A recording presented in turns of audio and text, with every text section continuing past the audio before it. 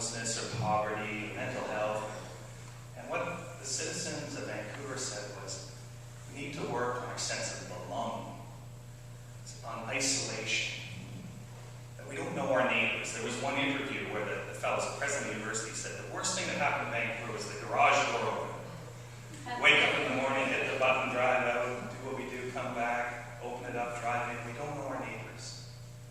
Okay? 7 of 10 Vancouverites cannot name more than 2 people that live on their street. Okay? That is not the case here. I could barely get out of the Tim Hortons in time. Okay, where is he? Where is he? There he is. We couldn't get out of the Tim Hortons to get in time at the radio station without stopping and chatting with the guy who's going to be working on the rail line, and on we went, low, like that's the place, that's a caring place. And I think it, again, it comes from our history, the calling things, like your history, the calling. So I thought that was a good story. I love the story too about how this city's so darn important that there's a laneway that denotes whether Ontario or Manitoba was going to actually be the keeper of the city, right? And so this story, which I heard about, and then it was pointed out to me where this demarcation was.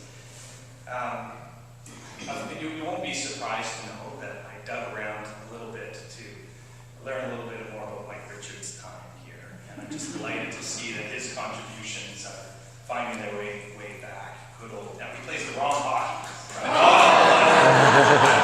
Hockey on ice. Get him out there with a field hockey stick. I don't wear any of those pads. But again, an example of I know that it takes a community to have someone like Mike, and the other Mike Smith, who I actually was on the same Olympic team with, and along the way.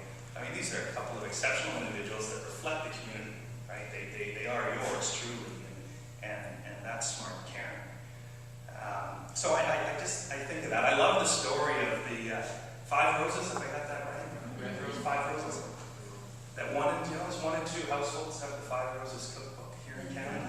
Like this is great. We thought that was an example of very smart. I guarantee my grandmother had one of those, and I think it might have been the jellied salad that she just nailed on. No, and then the last story is the easy one for me to tell, which is when I arrived into town, I was asked, where do you want to go first? Do you want to go to the hotel, drop off your things? And I said, no, it's fine. We can just carry on with dinner. It was like, well, we're thinking maybe not dinner. Where should we go first? When we arrive into a community in Canada, let's go to the hockey rink, right? And you come into that hockey rink, and first, the place is packed. Then we couldn't get parking. We're parked way back, tucked away along the waterway, and we found our way back, and all the way through Darlene. Clearly, everyone knows Darlene. Everyone knows everyone, and it's like, hi, hello, introductions, and all these young kids engage in their community because there's a place, there's an anchor there in your community that brings them together. And then I went up there, I said I saw another place, and so Kiwi, and over by Lakeside, there's places that matter, and we talk a lot about place, community foundations, that where you come from, what draws you together. There's a reason why community foundations are important in the country. It's probably why there's almost 200, right? All across Canada, serving almost the whole country now. Not everywhere. We're working on everywhere, but that's what I think we're here.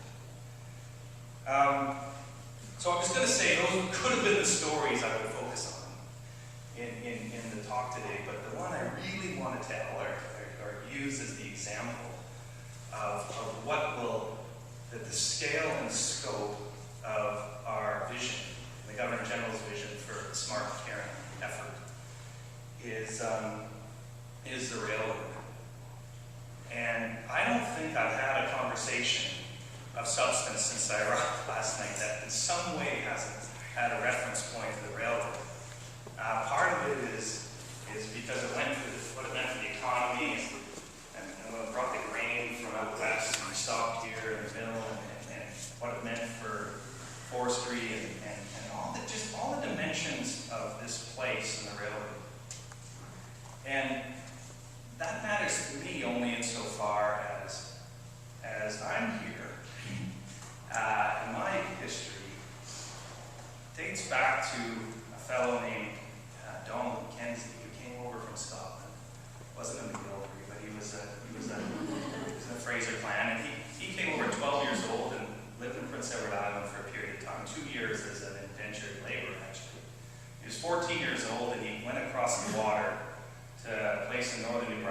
for 2 more years, right? That's social entrepreneurship, I think, right? That's worked as a clerk.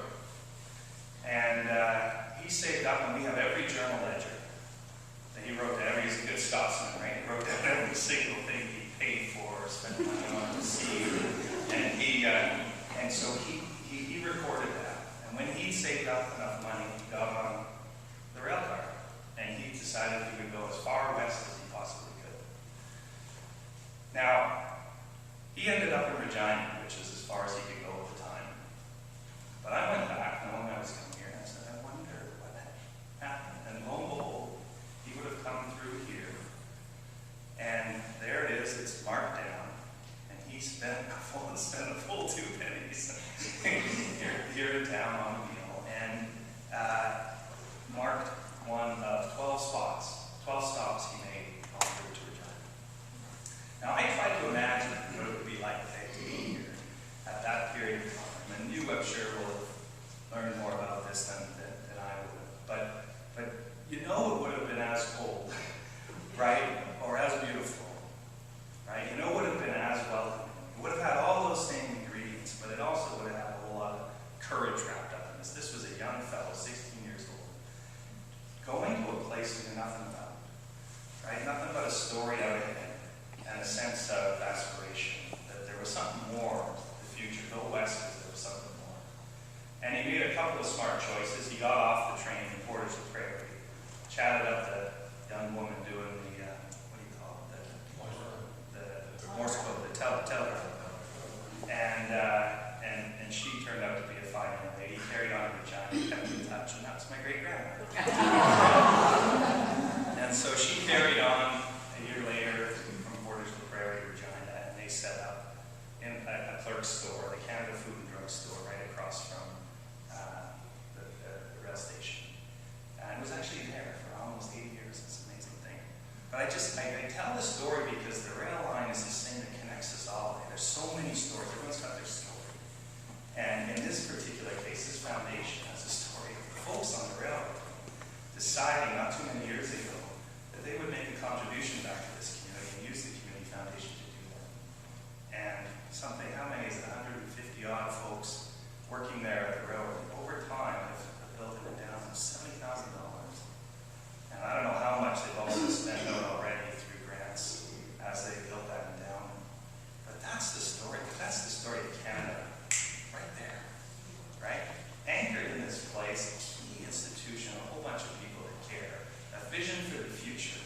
So they're not just contributing for now, they want it to be there forever. And they want to keep that connection. Kind of like the railway does, or at least it did in my family. It does almost every Canadian family. There's this story. So for me, this is like this embodiment of smart and caring. And so we've set out with that in mind, with 2 big goals. And the big goals, in part, and this is the tie back to my Olympic time, is we didn't have much rights going off to the Olympics, a bunch of field hockey players from Canada. This isn't our national sport like the ice hockey is.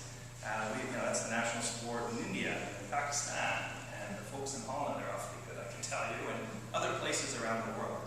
But we thought there was enough of us, 30, 35, who would stick it out for long enough to do something that was beyond our reach, right? To reach for something that was a little bit further than we really thought we could make it. And lo and behold, in particular, in the 2000 Olympics, after a good dozen years of fighting to get back there, we did it. Now, for some it's the railroad, and for me it was this field hockey sense of aspiration. But the big common ingredient is that we're trying to do something together, and we're reaching for something more. And so we've said with the Governor General, those 2 things amongst community foundations, amongst communities in Canada, really means we're going to try to do 2 things. Serve all communities through a community foundation by